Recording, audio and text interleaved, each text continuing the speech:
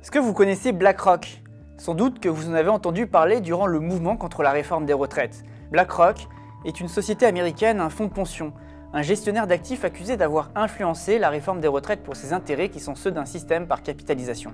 Mais c'est aussi un gestionnaire d'investissement qui intervient dans les secteurs bancaires ou encore dans les énergies fossiles très polluantes. Sauf que la Commission européenne a choisi BlackRock, suite à un appel d'offres pour la réalisation d'études sur les finances durables, donc du conseil sur des questions environnementales. Qu'est-ce que cela nous dit de l'Union européenne ou du moins de la Commission européenne?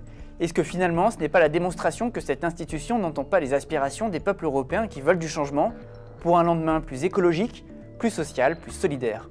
Pour répondre, j'ai contacté Maxime Combe, économiste et porte-parole d'Attac. Suite à un appel d'offres, on a vu que la Commission européenne avait choisi BlackRock pour des missions de conseil sur les questions environnementales. Alors vous, en tant que porte-parole d'Attac, quelle est votre réaction quand vous apprenez ce type de décision?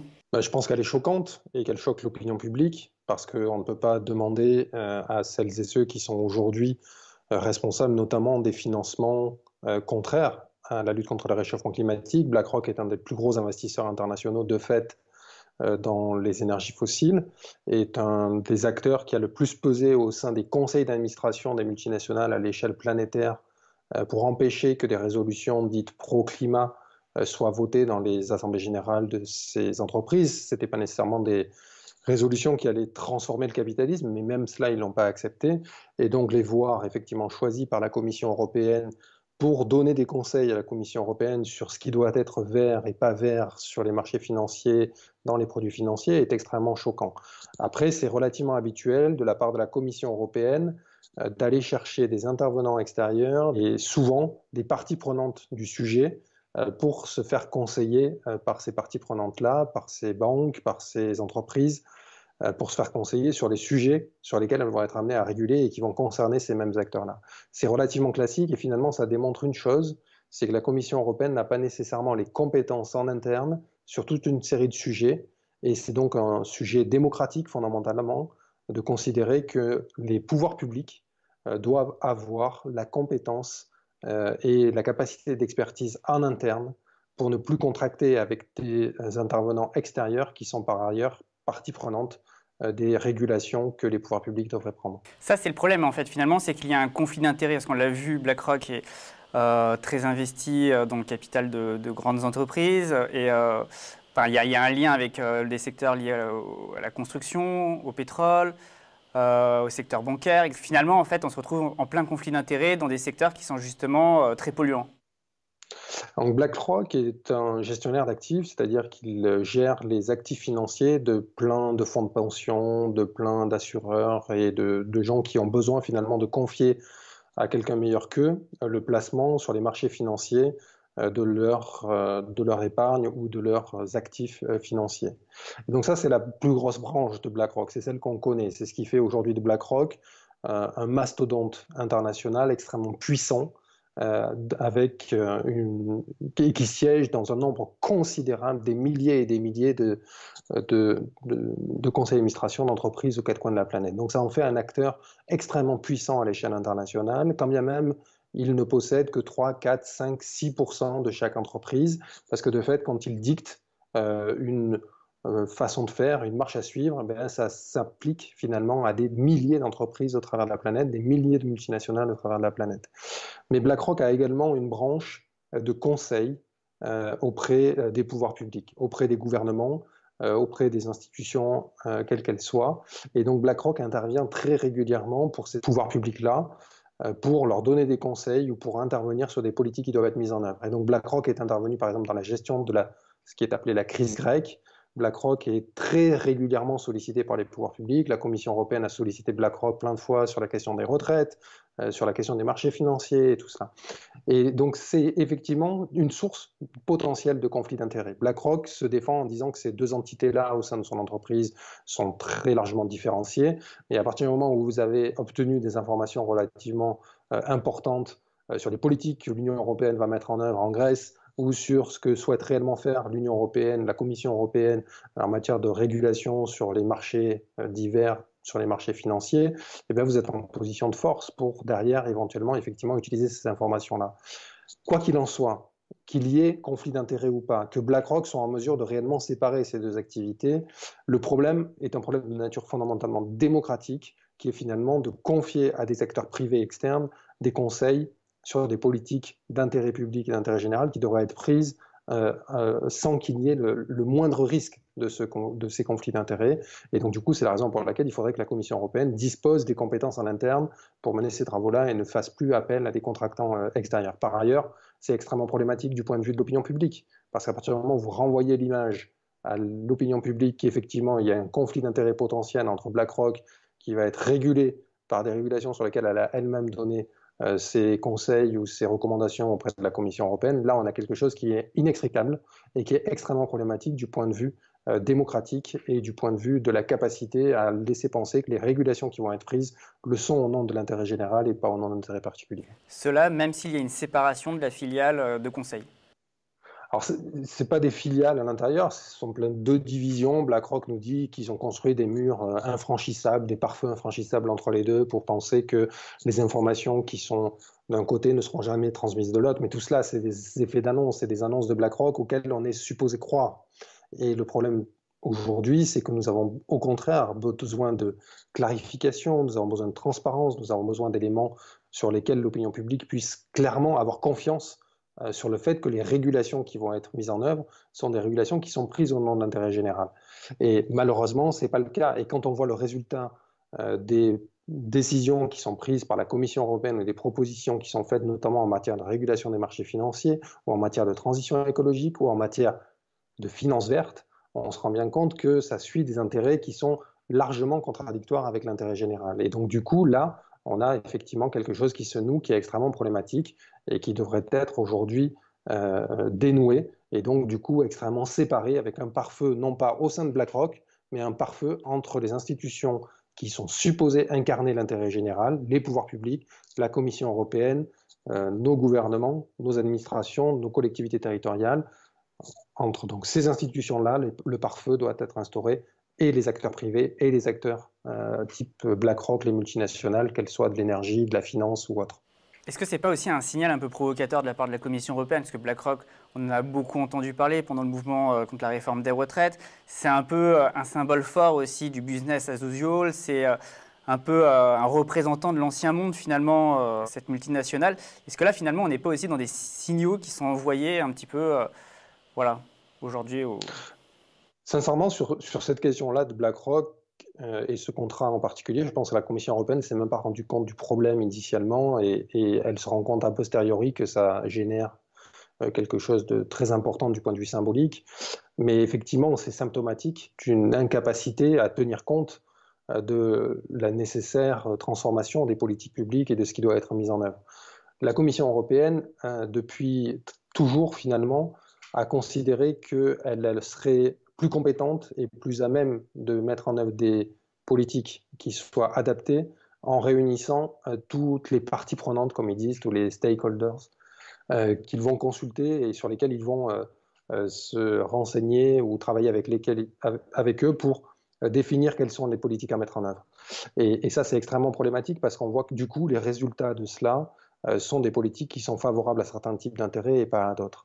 Et donc oui, c'est symptomatique aujourd'hui d'un refus de transformer profondément la façon dont on fabrique la loi, la façon dont on fabrique la norme, la règle, et symptomatique d'une volonté qui consiste à considérer que finalement on pourrait trouver des accommodements raisonnables entre l'intérêt général, des intérêts particuliers, des multinationales, des acteurs économiques privés. Et on le voit sur toute une série de sujets, la question climatique en est un. Sur toute une série de sujets, on a besoin au contraire de régulations qui soient contraignantes et qui aillent à contrario des intérêts des acteurs privés pour les pousser et les obliger et ensuite les contrôler dans leurs activités pour que ça réponde à des exigences d'intérêt général. C'est pas inhérent, ce type de décision, à ce qu'est aussi l'Union européenne? Non, c'est inhérent à ce qu'est la Commission. La façon dont la Commission produit son expertise. Là, on n'est pas du tout en train de parler des traités européens et tout cela. Après, ça, si vous voulez, ça symbolise le fait qu'il y ait des liens extrêmement forts entre les milieux financiers et l'Union européenne, mais c'est également le cas entre le gouvernement français et les milieux financiers. En fait, l'Union européenne est en incapacité de mener ses politiques écologiques? Alors, il faut faire attention quand on parle de l'Union européenne. Ça peut être soit la Commission, soit le Conseil européen, soit le Parlement européen, et qui n'ont pas toujours les mêmes positions sur les trois sujets. Ce qu'il se passe, c'est que la nouvelle Commission européenne s'est faite nommer de fait sur une promesse qui est celle d'un Green Deal européen, d'un pacte vert européen, que toutes les politiques européennes des mois à venir, des années à venir, allaient être réévaluées à l'aune de l'impératif climatique, de l'impératif écologique. Nous étions extrêmement attentifs et également nous doutions de la réelle volonté de la Commission européenne de faire en sorte que ce soit vraiment le cas. Et nous avons encore plus de doutes aujourd'hui, de doutes qui sont alimentés à la fois par les tergiversations de la Commission elle-même. On sait qu'il y a la volonté au sein de la Commission européenne, poussée par un certain nombre d'États membres de l'Union européenne, et pas simplement des États des pays de l'Est, mais également une absence de volonté des pays de l'Ouest qui n'ont pas clairement affirmé que la lutte contre le réchauffement climatique restait la priorité au niveau européen.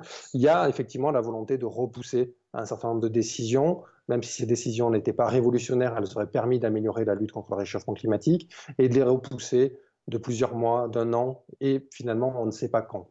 Et par-dessus cela, donc il y a quelque chose aujourd'hui qui est à la fois présent au sein des institutions européennes, de repousser à plus tard l'ambition écologique, et c'est alimenté également de l'extérieur, effectivement, par le lobbying assez forcené, assez direct et continu de l'ensemble des lobbies du business européen, que ce soit Business Europe, qui est le MEDEF européen, qui est dirigé par Pierre Gattaz aujourd'hui, et qui vient d'envoyer une lettre au commissaire en charge du Green Deal, lui demandant de repousser à 1 an ou 2 ans toute une série de propositions qui pouvaient être prises dans les mois à venir.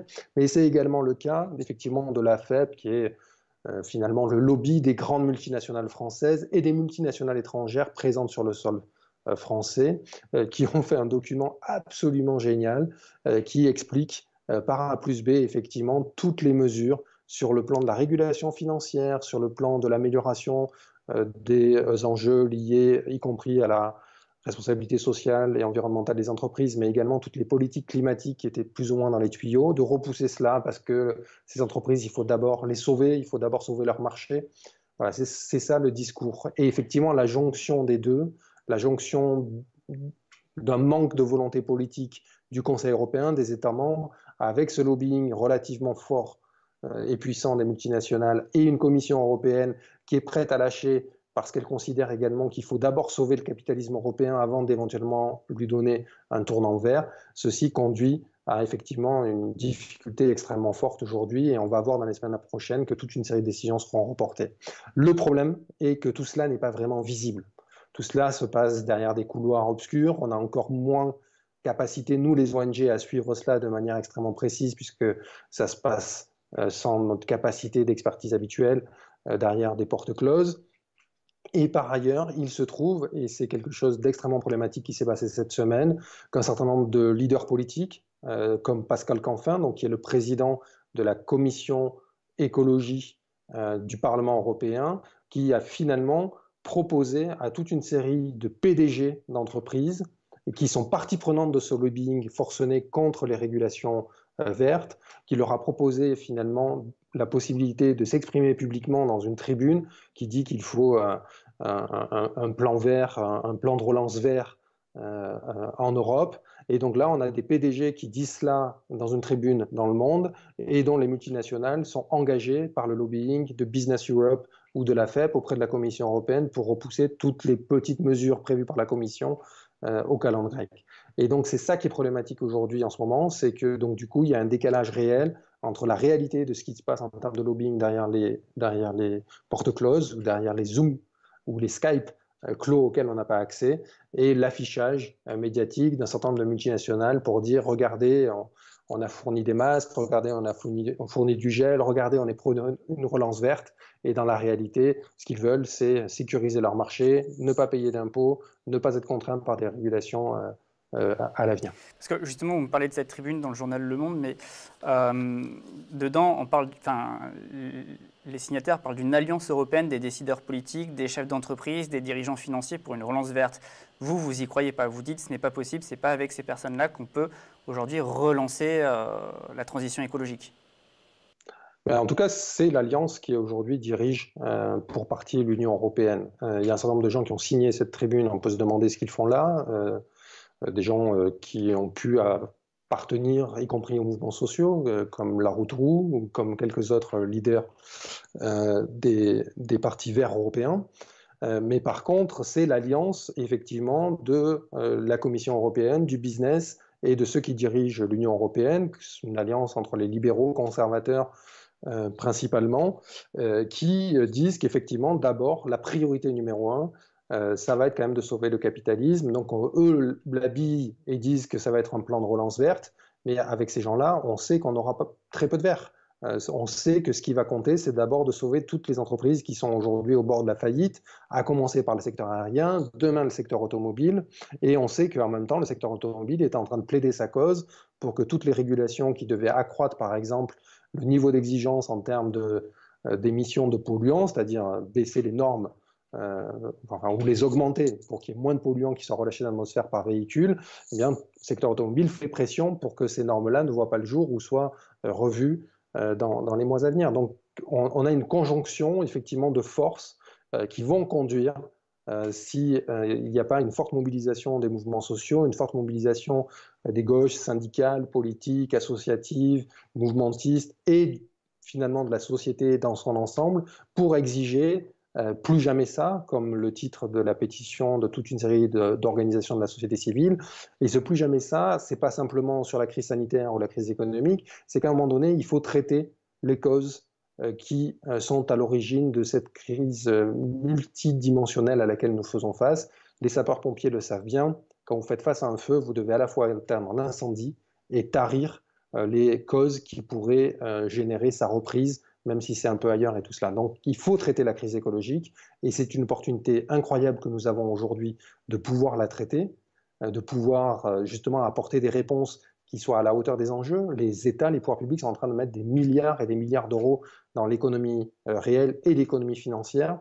Toutes ces interventions économiques massives pourraient être conditionnées à des politiques de reconversion industrielle, des politiques de reconversion écologique et sociale.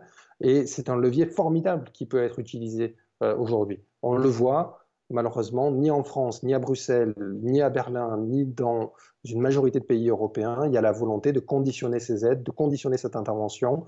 Et donc, du coup, c'est d'abord business as usual, sauvons le système économique tel qu'il existe alors qu'il nous a conduit dans l'impasse, et après, nous verrons bien ce que nous pouvons faire en matière écologique.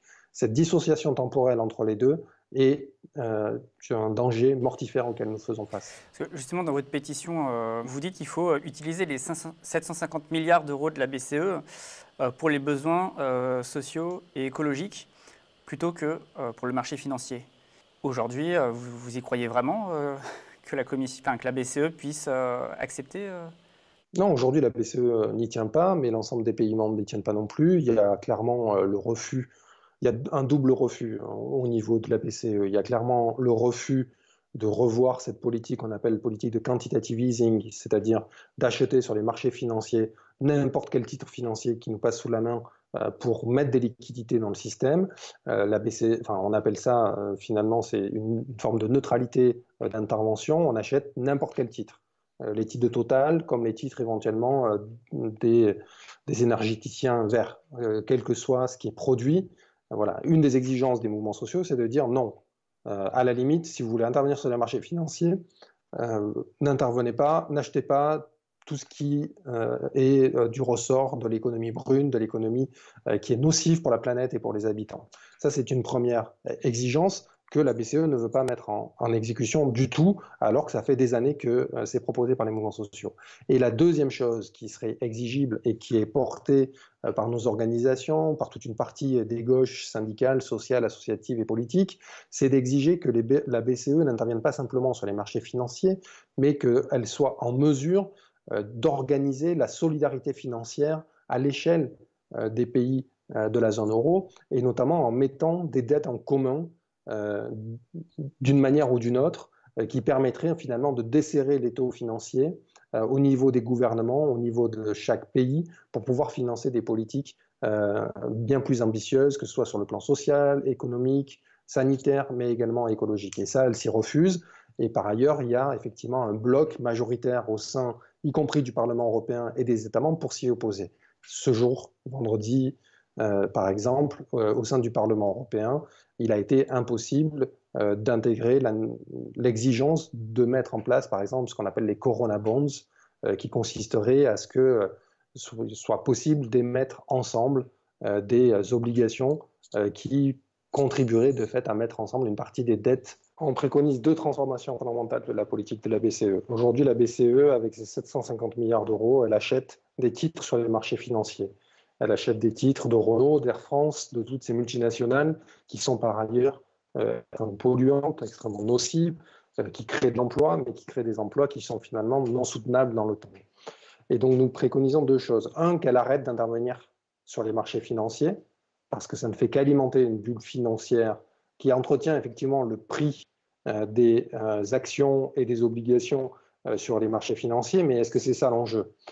Ou est-ce que l'enjeu, c'est plutôt de venir effectivement en aide aux populations et financer des besoins qui sont réels et qui sont des besoins sociaux, écologiques, sanitaires. Et donc, du coup, en disant qu'on ne veut plus que les 750 milliards d'euros promis par la BCE aillent sur les marchés financiers, mais financent des activités écologiques et sociales, on veut deux changements, que cette politique de quantitative easing s'arrête, ou qu'à minima, elle soit limitée aux seuls secteurs qui ne sont pas nocifs pour le climat, ce qui en réduit de manière conséquente l'ampleur, c'est-à-dire on exclut toutes les boîtes et toutes les entreprises nocives. Et par ailleurs, donc du coup, on propose de basculer effectivement ces 750 milliards d'euros sur le financement d'activités et qui soient sociales et écologiques et qui financent directement les populations. Pour cela, la BCE doit changer effectivement sa doctrine et il faut que les États membres, membres de l'Eurogroupe en soient d'accord, c'est-à-dire que finalement la BCE finance soit les collectivités territoriales directement, soit les États, et ça ce serait un changement de doctrine extrêmement fort de la BCE. Et de fait, ça reviendrait à construire de la solidarité financière au sein des États membres. C'est clairement pas la logique actuelle, et c'est ce que nous demandons, c'est ce que nous exigeons comme un moyen de faire en sorte qu'il n'y ait pas finalement 2, 3, 4 Europes qui se constituent, avec les pays du Sud fortement impactés par le Covid, fortement soumis à des diktats financiers importants, des taux d'intérêt plus élevés que dans notre pays, mais qu'on crée de la solidarité financière entre tous les États. Pour l'instant, bien entendu, les États du Nord, notamment, n'en veulent pas. Alors, vous avez mentionné le Green Deal européen. Est-ce qu'on peut baser des espoirs là-dessus? Alors, on ne parle pas de Green New Deal européen, mais de Green Deal, parce que le New a sauté dans la proposition de la Commission européenne. C'est clairement pas la position de la gauche américaine ou de la gauche britannique qui a été reprise dans la proposition de la Commission européenne. Ce Green Deal européen, il a quand même dans le discours une ambition majeure, c'est de s'assurer que l'ensemble des politiques européennes soient revues à l'aune de l'impératif climatique et écologique. Et toute la question est de savoir quelle sera l'ampleur de cette revoyure des politiques existantes et des politiques qui vont être menées dans les années à venir. Nous considérons, et nous sommes assez sceptiques, effectivement, sur la volonté réelle de la Commission européenne et des États membres de s'assurer que les objectifs, par exemple, de lutte contre le réchauffement climatique, de protection de la biodiversité, de transformation extrêmement profonde de cette machine à réchauffer la planète qu'est l'économie mondiale, qu'est l'économie européenne, soient réellement mises en œuvre. Par exemple, la Commission européenne est en ce moment même, pendant que nous discutons, en train de négocier de nouveaux accords de commerce avec la Nouvelle-Zélande ou l'Australie. Néanmoins, la volonté de la société civile, des organisations non gouvernementales, des mouvements sociaux, a été de dire on est très attentif à ce que vous proposez du point de vue du Green Deal, mais nous vous reprenons au mot. Quand vous dites que vous voulez revoir toutes les politiques européennes à l'aune de l'impératif climatique et écologique, eh bien, nous le tenons pour dit et nous allons vous tenir au basque pour exiger qu'effectivement vous soyez à la hauteur de cet enjeu-là et pas simplement en train de repauliner en vert des politiques passées qui sont foncièrement productivistes et néolibérales et qui sont des politiques qui sont contraires à cet impératif écologique et social. Ces éléments que vous mettez en avant ne sont pas présents aujourd'hui dans le Green Deal européen, ou ce sont des éléments qu'on retrouve quand même dans l'ambition européenne qui est affichée? Pour la majorité, ce sont des éléments qui sont absents de la politique européenne, mais ce sont des éléments qui sont absents de la politique de tous les gouvernements européens, et y compris du gouvernement français. Nous parlons, nous, de relocalisation écologique et solidaire, avec une forte connotation de solidarité internationale, c'est-à-dire qu'on ne veut pas relocaliser que des activités en France. Il faut que demain, l'ensemble des pays de la planète puissent le faire. Et il faut que nous arrêtions, nous, de nous gaver de ressources naturelles qui sont extraites dans les pays du Sud, au prisme d'un colonialisme par ailleurs teinté d'extractivisme des ressources, qui est toujours extrêmement présent. Donc si on doit relocaliser des activités pour qu'il n'y ait pas une décroissance des flux de matière, des pollutions, cette relocalisation ne nous intéresse pas. Qu'est-ce que la proposition aujourd'hui à la fois des États européens, mais également de la Commission européenne en matière de relocalisation et de transformation finalement de la mondialisation? C'est simplement relocaliser ce qu'ils appellent les activités stratégiques. C'est finalement du patriotisme économique, que ce patriotisme soit français ou européen. C'est de dire, bon, effectivement, vis-à-vis de l'opinion publique, aujourd'hui, on ne peut pas continuer à produire l'ensemble de nos biens médicaux, des médicaments à l'autre bout de la planète. Il faut les rapatrier. Nous, c'est pas ça que nous disons. Nous disons qu'effectivement, il faut sans doute rapatrier la production de médicaments, mais il faut rapatrier bien plus. Et surtout, il faut donner la possibilité aux pays, notamment du Sud, de pouvoir, si ce n'est produire l'ensemble de ce dont ils ont besoin, également avoir accès à, par exemple, aux médicaments.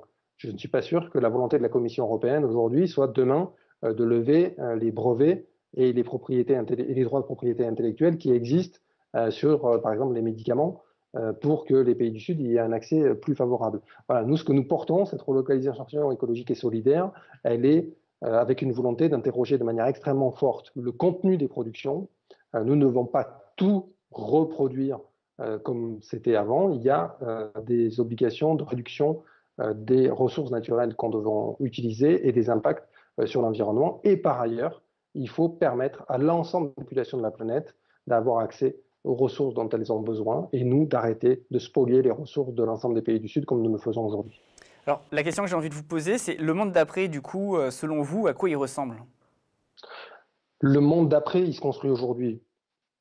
Quand on décide d'aider Air France sans condition, on est en train d'essayer de faire en sorte que le jour d'après ressemble au jour d'avant. Et donc, du coup, il n'y aura pas finalement de jour d'après. Aujourd'hui, les gouvernements européens sont en train de penser leur intervention comme si la crise du Covid était une parenthèse qu'il fallait refermer et que finalement le jour d'après soit relativement conforme au jour d'avant. Ça, si on les laisse faire, on n'aura pas de jour d'après. On aura simplement la prolongation de politiques néolibérales, austéritaires, extrêmement problématiques et extrêmement mauvaises pour les populations et la planète. Nous, ce que nous proposons, ce que nous demandons, c'est effectivement quelque chose qui pourrait se résumer autour de 3-4 points. La première chose, c'est une relocalisation écologique et solidaire des activités de façon à satisfaire les besoins essentiels des populations qui permettent de faire décroître de manière extrêmement forte les flux de ressources et de marchandises qui sont échangés à travers la planète. Et donc, du coup, les impacts sur l'environnement, mais qui permettent également donc, aux populations de reprendre la main sur ce qu'elles produisent, le sens du travail, pourquoi on produit telle chose et pas telle autre, et quels besoins satisfaire. Donc il y a une exigence qui est à la fois démocratique et sociale là-dedans. La deuxième chose, la deuxième exigence, ce que nous portons, c'est de dire que finalement, ce qui nous soigne, ce qui permettent que nous vivions, les paysans, ceux qui satisfont les éléments essentiels dont nous avons besoin sont finalement plus importants que les traders, que celles et ceux qui finalement s'accaparent une part des richesses simplement parce qu'ils sont en position de force du point de vue des marchés financiers ou du point de vue de la possession des moyens de production. Et donc du coup, il y a un basculement à la fois des valeurs, mais aussi des rapports de force internes au capitalisme qu'il faut absolument transformer et qui conduiront d'une certaine manière à minorer les rapports capitalistes pour leur laisser plus de place à des rapports sociaux complètement différents et rénovés. Et la troisième chose qui est absolument fondamentale, c'est une transformation démocratique. On ne peut pas vivre dans ce monde de demain avec des institutions qui ont été accaparées par des intérêts privés et qui ne défendent finalement les intérêts que de quelques-uns, que d'une classe dirigeantes finalement extrêmement limitées et les intérêts de grands groupes économiques et financiers qui, de fait, vivent dans une quasi-totale impunité à l'échelle planétaire, puisqu'ils ne sont pas responsables des agissements que peuvent avoir leurs filiales à l'autre bout de la planète. Et donc cette transformation démocratique ne doit pas être simplement une transformation des institutions, mais également des pratiques, et finalement, donc, du coup, de s'assurer que les populations reprennent la main sur leur avenir. Alors c'est extrêmement ambitieux tout cela, et c'est nécessairement un processus qui doit se faire par étapes. Mais les crises, les moments de chamboule-tout, comme actuellement, sont à la fois un moment extrêmement difficile à vivre, mais une opportunité pour faire cela. Parce que l'opinion publique reçoit en pleine face ce qu'est la situation actuelle, la mondialisation telle qu'elle existe. C'est un révélateur aux yeux du plus grand nombre, et on le voit, tous les sondages le montrent, toutes les opinions publiques le montrent, il y a une aspiration à transformer beaucoup de choses dans la population. Et la question qui nous est posée à nous, les forces de gauche, politiques, syndicales, associatives, citoyennes, qu'on se sente de gauche ou pas de gauche, peu importe, ceux qui veulent essayer d'améliorer la situation, c'est est-ce que nous sommes effectivement suffisamment, j'allais dire, habiles, pour reprendre un terme qui est plutôt le leur, pour se saisir de cette situation et proposer des transformations qui soient à la hauteur des enjeux, ou est-ce que finalement, parce qu'on va considérer que chacun a la meilleure proposition, on va plus se battre entre nous et on va laisser le champ à deux autres options. La première, c'est le néolibéralisme tel qu'il existe, teinté d'autoritarisme toujours plus fort, et qu'on va les laisser déployer leur agenda pour les mois et les années à venir, que je décrivais tout à l'heure. Ou après, il y a encore une option alternative qui est sur la table, qui est celle portée par les Trump, Boris Johnson, Marine Le Pen et compagnie, et qui est celle de considérer que la solution à tous les problèmes, c'est de plaquer l'ensemble des sujets sur la réalité des frontières nationales, sans transformer quoi que ce soit du point du capitalisme qui existe à l'intérieur même du pays.